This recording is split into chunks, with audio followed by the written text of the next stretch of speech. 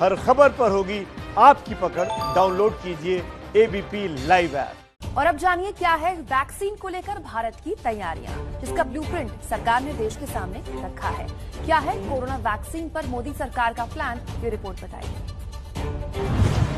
Corona vaccine पर blueprint तैयार।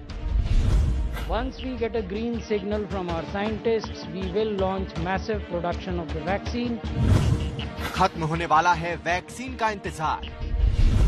We have made all the preparations. We have drawn an outline to ramp up the production of the vaccine and to make it available to each and every person in shortest possible time. हारेगा corona, जीतेगा India.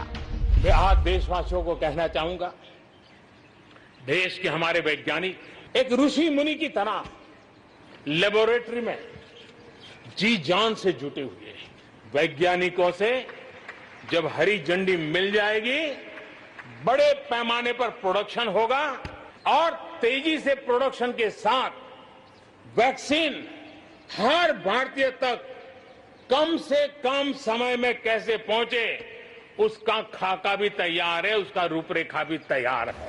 15 अगस्त को लाल किले के प्राचीर से जो वादा PM Modi ने देश से किया था, उसे पूरा करने को तैयार है सरकार। सबसे पहले ये नोट कर लीजिए कि देश में इस वक्त कितनी वैक्सीन पर काम चल रहा है। सरकार के मुताबिक देश में अभी 8 वैक्सीन अलग अलग ट्रायल के दौर में हैं। सीरम इंस्टीट्यूट की कोविशील्ड, दूसरी है भारत बायोटेक की Covaxin, Zydus Cadila health care की वैक्सीन, डॉक्टर रेड्डीज और रूस की स्पुतनिक वी, नोवावैक्स की NVX-CoV2373, बायोलॉजिकल ई लिमिटेड हैदराबाद और MIT अमेरिका की वैक्सीन, जेनोवा पुणे की HGCO19 वैक्सीन, भारत बायोटेक और थॉमस जेफरसन यूनिवर्सिटी की वैक्सीन। 3 वैक्सीन हैं जो प्री क्लिनिकल स्टेजेस में हैं, 6 वैक्सीन हैं जो क्लिनिकल ट्रायल में हैं, 9 मैं यहाँ बता रहा हूँ क्योंकि इसमें एक अरविंदो फार्मा की भी वैक्सीन है, they are in the initial stages. लेकिन असली सवाल ये है कि देश को वैक्सीन कब मिलेगी? There are multiple vaccine candidates in different stages of development and some of them may get licensed in the next few weeks. सरकार ने विस्तार में ये भी बताया कि सबसे पहले वैक्सीन किसे लगाई जाएगी और उनकी संख्या कितनी है। प्रायोरिटी में हेल्थ केयर वर्कर्स होने चाहिए और लगभग देश में हमारा मानना है कि इनकी संख्या 1 करोड़ के लगभग होगी।